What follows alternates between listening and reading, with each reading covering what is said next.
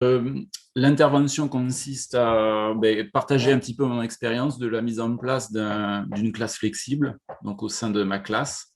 Donc pour remettre un petit peu en contexte, je suis enseignant depuis à peu près 15 ans. Je suis actuellement enseignant en CE1, CE2, classe dans laquelle j'ai 22 élèves. Donc voilà. Donc durant mon intervention, je vais commencer d'abord par expliquer pourquoi j'ai mis en place cette classe flexible. Expliquer ainsi aussi, présenter aussi l'évolution de ma pratique entre le début et aujourd'hui. Parler de l'aménagement spatial, car l'espace en classe flexible est quand même très important. C'est pas ce qu'il y a forcément de plus important, mais c'est ce qui se voit en premier. Les outils que j'ai utilisés et que j'utilise pour rendre ma classe, mon enseignement et les apprentissages un peu plus flexibles. Enfin, présenter l'emploi du temps pour qu'on comprenne un petit peu comment ça s'organise au sein de la semaine, au fil de la semaine. Et enfin, terminer aussi par d'autres formes d'enseignement que j'utilise aussi avec la classe flexible. D'abord, parler du constat que j'ai fait par rapport aux élèves. Il est en 4 points, à savoir beaucoup de difficultés d'attention et de concentration, je dirais même de plus en plus de difficultés d'attention et de concentration qu'on retrouve chez les enfants. On trouve aussi des groupes de classes qui sont de plus en plus hétérogènes. Alors, sans juger, mais c'est vrai que l'idée du redoublement qui est abandonnée fait que voilà, on a des enfants qui ont des niveaux quand même de plus en plus différents et qu'il faut prendre en compte. Une vision aussi de l'école qui semble être quelque peu en inadéquation avec l'ère du temps. Surtout là, avec le confinement, le Covid, c'est vrai que l'école a un rôle à jouer, je pense, là-dedans. Et enfin, un certain manque d'autonomie, ce qui peut paraître bizarre, parce que c'est vrai que moi, ça fait 10 ans à peu près que j'utilise des outils numériques, et malgré ça, je me suis aperçu que l'apport d'outils numériques ne rendait pas forcément les élèves plus autonomes, et parfois c'est même l'inverse. Parfois, on les rend plus dépendants de nous. Comme ça, pour moi, une envie de mieux différencier le parcours des élèves, c'est-à-dire de prendre en compte ces différences-là pour les accompagner au mieux à grandir, développer un climat de classe plus serein. C'est vrai que enseigner de manière plus frontale n'amène pas forcément un climat de classe de travail et serein, et prendre en compte aussi le besoin des élèves, besoins physiologiques, entre autres, qu'on ne prend pas forcément en compte, enfin que je ne prenais pas forcément en compte au départ. Et enfin, ce qui m'intéressait plus particulièrement, c'était développer aussi l'autonomie et la collaboration entre les élèves. Donc, de ce constat-là, je me suis un petit peu orienté vers une classe flexible. Alors, qu'est-ce que la classe flexible? La classe flexible, c'est en fait une classe dans laquelle les enfants vont être amenés à se déplacer et à utiliser un petit peu tous les endroits de la classe, ce qui ne faut pas une classe, on va dire, plus ordinaire, sans juger personne. Cette classe flexible, ça nous oblige à repenser tout l'espace de la classe, à repenser aussi tout notre enseignement, puisque la classe flexible, ce n'est pas forcément qu'une organisation spatiale, c'est aussi toute une organisation au niveau de l'enseignement, et du coup, ça nous oblige aussi à repenser notre posture d'enseignant, qui n'est plus forcément derrière, enfin devant un tableau, ou entre le tableau et les élèves, mais qui va évoluer enfin, dans la classe entière, quoi. Et enfin, ça nous oblige aussi à repenser la place de l'élève, ce qu'on va autoriser, de ce qu'on va interdire. Donc ça, c'est beaucoup plus compliqué. Mon évolution a été assez simple. On est parti, alors la petite image que vous connaissez certainement, qui était mes tout débuts, c'est-à-dire être devant le tableau, entre le tableau et les élèves, et c'est l'enseignant qui va montrer ce qu'il sait. Donc, je trouvais cette photo assez rigolote. Après, c'est pas forcément la forme de classe que j'ai utilisée même au début. Ça a été vraiment au tout début, mais ayant un parcours professionnel autre que l'enseignement, c'est vrai que ça me paraissait moi, j'étais pas forcément très à l'aise dans cette posture-là. Donc, je suis vite, en fait, passé à une forme de classe plus en îlot, comme on peut le voir. Donc, ça, c'est vraiment une forme classique que j'utilise depuis plus de 10 ans, la mise en place d'îlots et de groupes de travail. Alors, c'est pas forcément simple parce que cette forme-là amène beaucoup de bruit, beaucoup d'interactions, mais du coup aussi beaucoup de bruit. Et aujourd'hui, j'en suis arrivé à peu près à cette forme de classe-là. Donc, cette organisation spatiale est l'organisation que j'utilise actuellement dans ma classe, donc qui, on peut le voir, est complètement différente de ce qu'on peut avoir, ce qu'on pouvait avoir en îlot ou encore plus avant en enseignement beaucoup plus frontal. Donc, c'est un aménagement spatial qui, à mon sens, est beaucoup mieux conçu, beaucoup plus pensé aussi. Euh, pour expliquer rapidement comment ça s'est organisé, eh bien, ça s'est organisé de manière assez simple. J'ai commencé par vider toute la classe. J'y ai laissé les meubles uniquement, mais la classe a été vidée entièrement dans le couloir. J'ai ensuite trié. Alors, j'ai trié mes outils pédagogiques en fonction de leur utilisation. La question était simple. Est-ce que j'ai utilisé l'outil cette année ou pas? Donc, j'y ai fait 3 catégories, ceux que j'utilisais régulièrement, ceux que j'utilisais ponctuellement et ceux que je n'utilisais pas du tout. Donc, ceux que je n'utilisais pas du tout, ben, les outils étaient donnés aux collègues qui en avaient besoin. Et ensuite, j'ai tout réagencé en fait dans ma classe. C'est-à-dire que j'ai tout réutilisé. Les meubles, j'ai fait exactement la même chose. Les meubles dont je n'avais pas besoin ont été sortis de la classe. Donc, ça a commencé par la première chose qui est sortie, en fait, c'est le bureau. Je n'ai absolument pas de bureau. Donc, si vous arrivez à peu près à voir la photo, vous pouvez chercher un bureau, il n'y en a pas. En fait, mon bureau, ben, c'est une table d'élève en fait, sur laquelle je vais me poser quand j'en aurai besoin. Je dispose d'une desserte que j'ai achetée. Bon, j'ai investi un petit peu dans une desserte dans laquelle je place tout ce dont j'ai besoin, les crayons, les ardoises, enfin voilà, les brouillons, tout. Donc en fait, mon bureau, c'est une desserte qui se balade un petit peu dans la classe.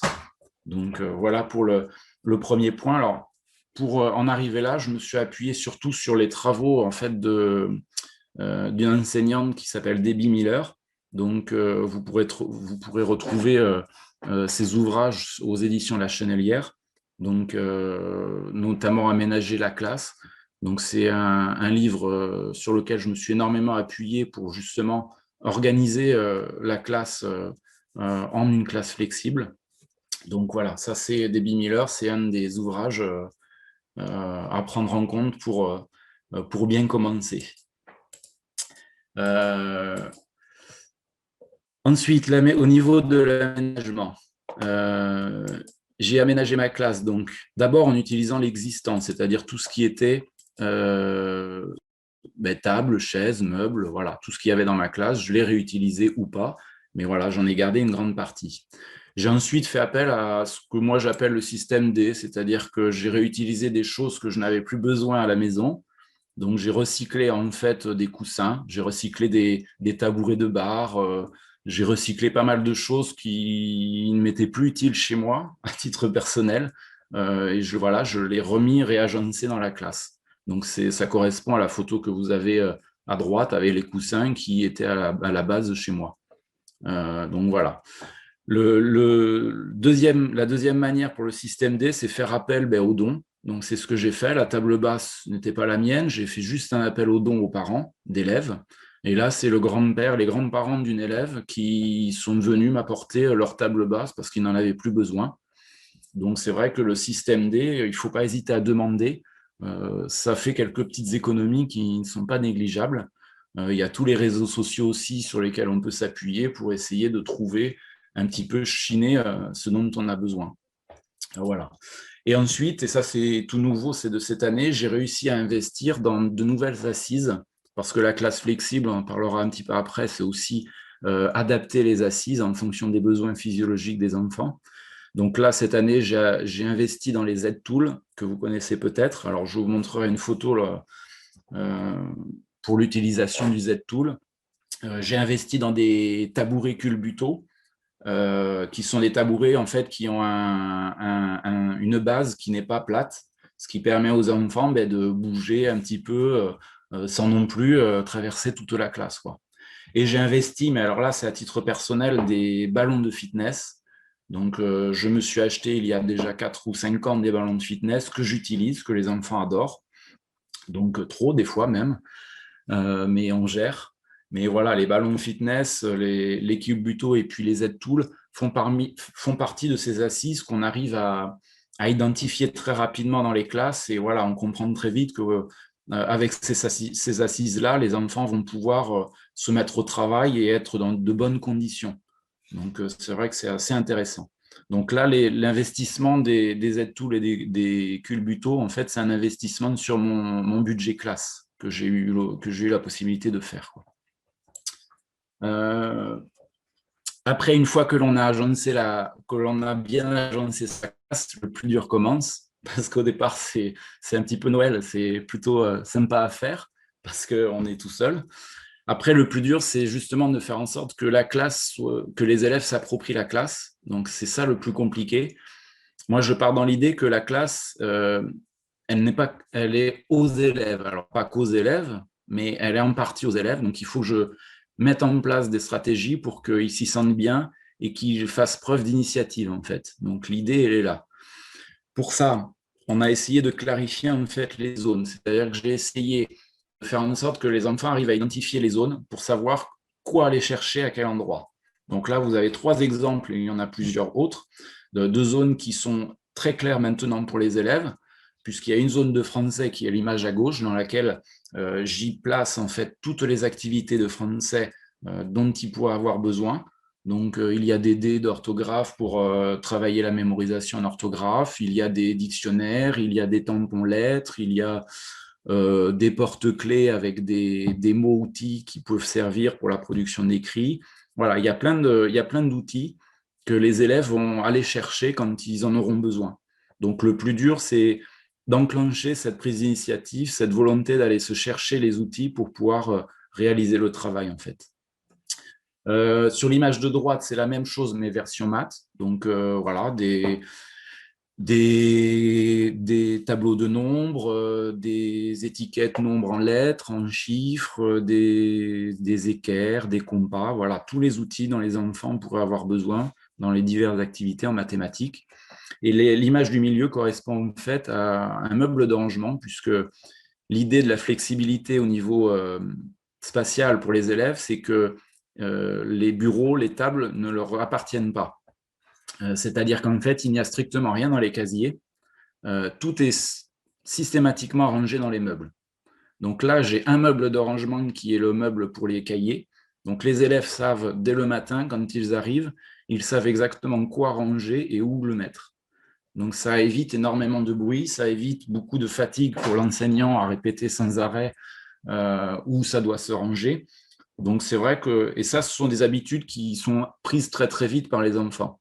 Ils rentrent en classe, ils se déchaussent parce que l'idée de la classe flexible aussi, c'est que dans ma classe, ils n'ont pas de chaussures, ils sont en chaussons, en chaussettes, comme on le fait en maternelle en fait. Ils se déchaussent, ils vident leur cartable et ils vont tout ranger. Donc ça, c'est voilà, ça c'est la mise en place du matin. Et le fait qu'ils arrivent à identifier les zones d'eux-mêmes améliore tout ce qui est autonomie. Il y a aussi, pour permettre l'appropriation de l'espace par les enfants, s'il y a des temps. Alors moi, j'utilise le temps d'accueil, d'installation le matin, pour que les élèves, justement, s'approprient au fur et à mesure les espaces. Certains sont là depuis le début de l'année, d'autres apparaissent au fur et à mesure.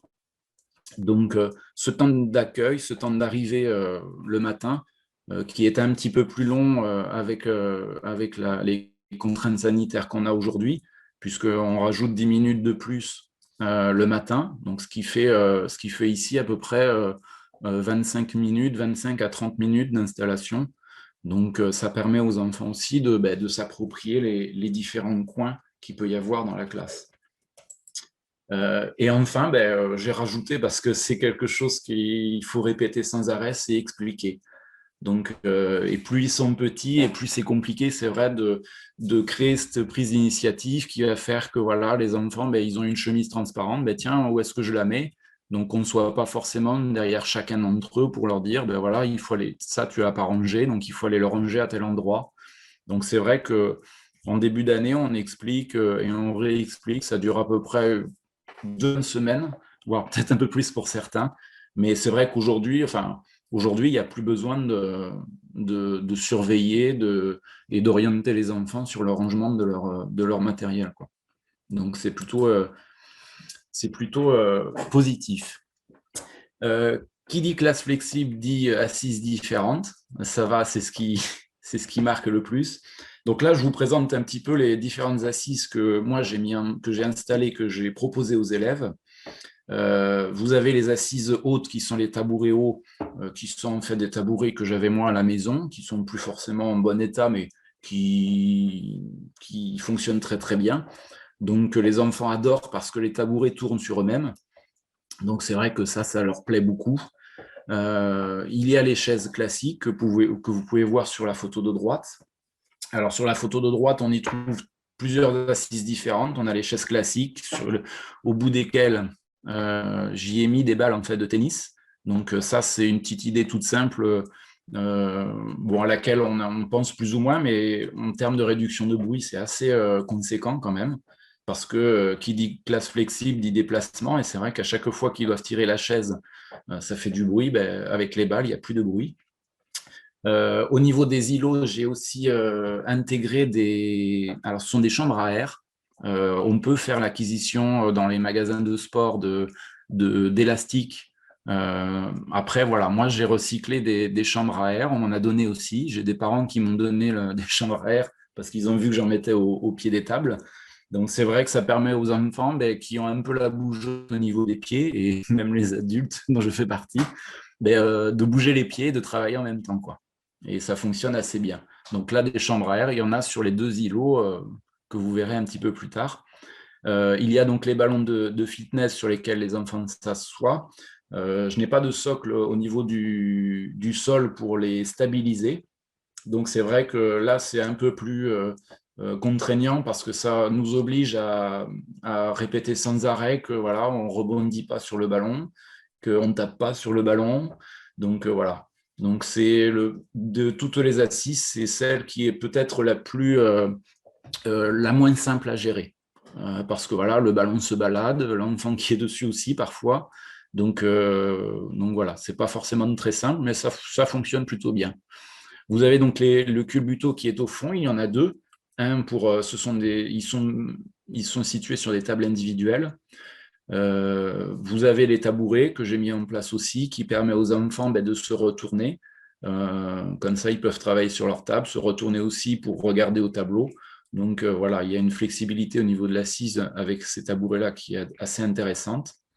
Et enfin, en bas, vous avez les Z-Tools que je vous ai montré au tout départ. Donc là, mes enfants ont fait les cobayes pour montrer un petit peu l'intérêt du Z-Tool. C'est-à-dire que le Z-Tool, l'avantage, c'est qu'il y a une base qui reste au sol. Et en s'asseyant, du coup, on peut y poser le cahier sur le support. C'est en plastique, c'est rigide, c'est assez solide. Et l'avantage du Z-Tool, c'est que les enfants les prennent et vont les travailler où bon leur semble. Donc, ils peuvent le prendre, aller au fond de la classe. Ils peuvent le prendre là, il a fait beau aujourd'hui. Ce matin, il y a des élèves qui l'ont pris, qui sont allés se mettre dehors pour travailler dehors. Donc, moi, j'ai une grande façade vitrée, donc ce qui me permet de garder un œil sur le travail des élèves. Mais là, c'est quelque chose d'assez intéressant parce que voilà, les élèves peuvent aller sortir. Pour eux, c'est exceptionnel. Le maître est fou. Mais en fait, voilà, ça leur permet d'aller travailler dehors et d'avoir quand même un support qui leur permet d'écrire correctement et d'avoir un travail quand même propre. Donc c'est vrai que honnêtement, de toutes les assises que j'ai, le Z-Tool, c'est quelque chose d'assez extraordinaire, je trouve. Deux autres assises, donc les culbutos qu'on voit de plus près. Vous avez à côté d'ailleurs un autre coin qui est le coin science.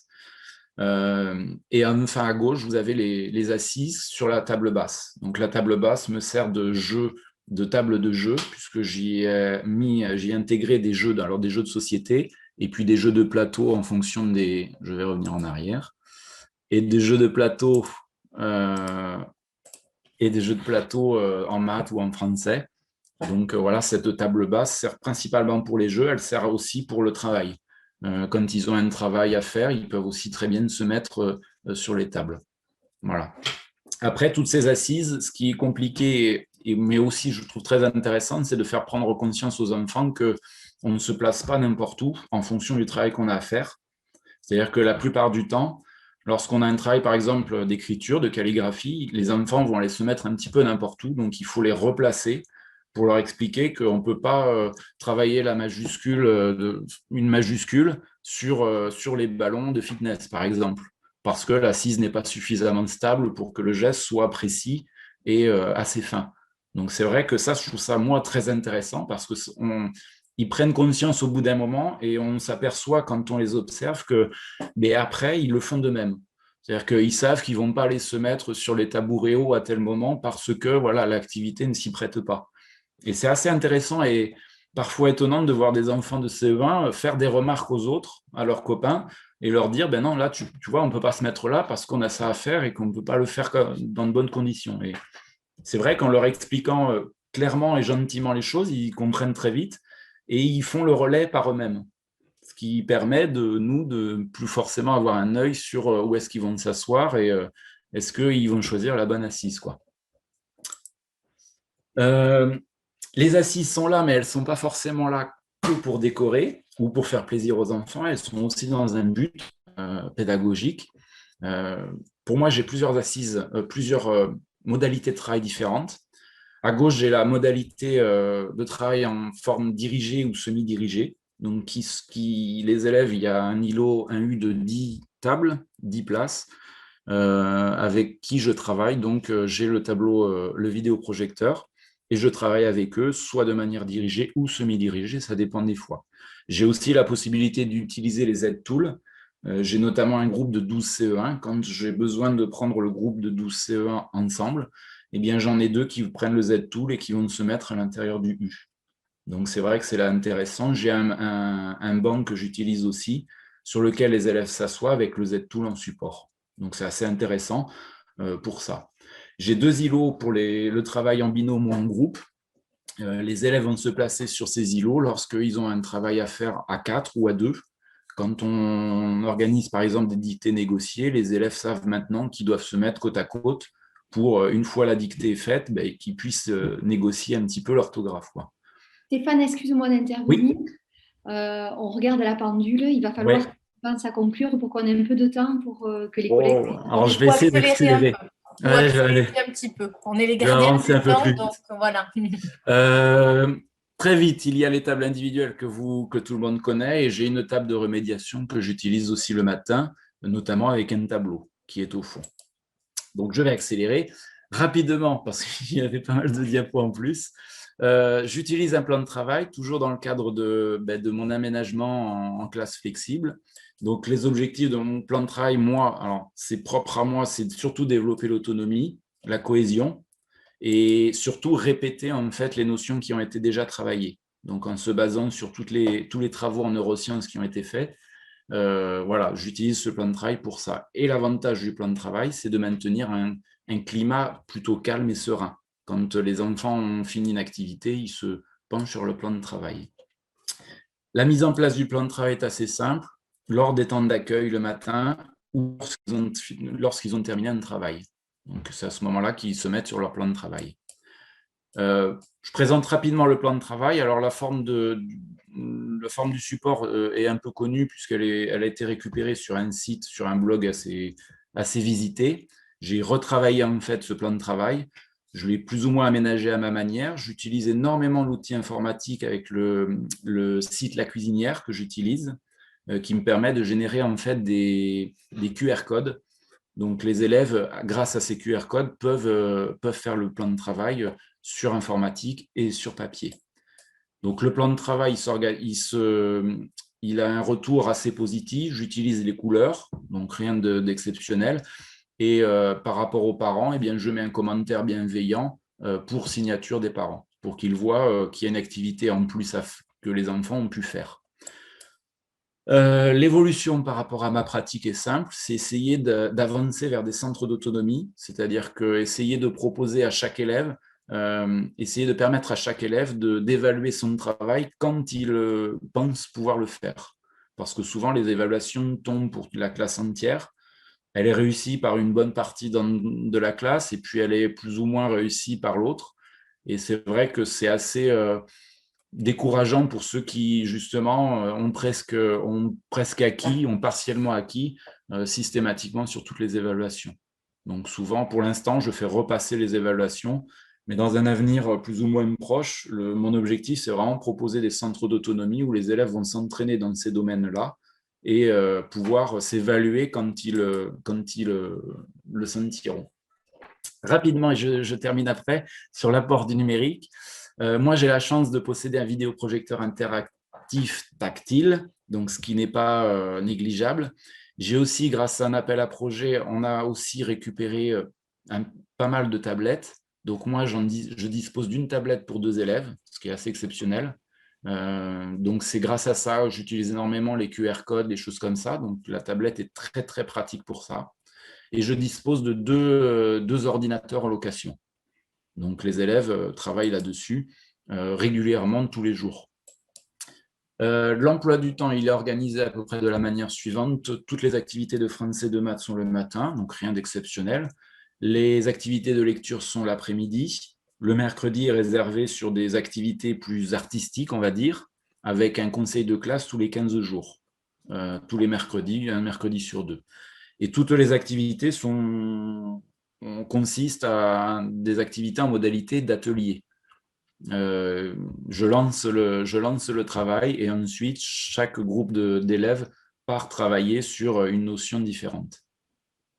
Donc voilà. J'utilise pour finir, après j'arrêterai, d'autres formes de classe très rapidement. J'utilise beaucoup la classe mutuelle qui est en fait une forme de classe qui se rapproche beaucoup de la classe flexible où les élèves vont travailler par groupe sur un thème et ce thème va être décliné en différentes activités. Donc, en même temps, ils vont travailler là, c'est ce que je fais actuellement sur la graine. Ils travaillent tous sur la graine, mais sur des activités différentes de la graine. Son évolution, sa croissance, l'anatomie, etc., quoi. Et la classe inversée, qui consiste en fait à proposer une capsule vidéo à voir visionner à la maison. Et ensuite, une fois revenu en classe, eh bien, on retravaille la notion. Donc voilà, je termine pour conclure. Pour se lancer dans une classe flexible, il faut se former. Alors l'inconvénient, c'est qu'il y a très peu de formations qui existent. Le projet Cardier est vraiment une aubaine pour moi parce que je suis quand même très, très isolé là-dessus sur les classes flexibles, là où je travaille. Et c'est vrai que le projet Cardier, pour moi, c'est une bouffée d'oxygène, une lumière, parce que voilà, ça permet de partager ce qu'on fait auprès d'autres collègues, quoi. Donc c'est vrai que c'est vraiment un pur bonheur, quoi. Voilà. Et il faut collaborer. Et c'est ce qu'on fait justement avec Cardier. Voilà, j'ai accéléré, je suis désolé. Très bien, très bien. Merci, merci. Merci.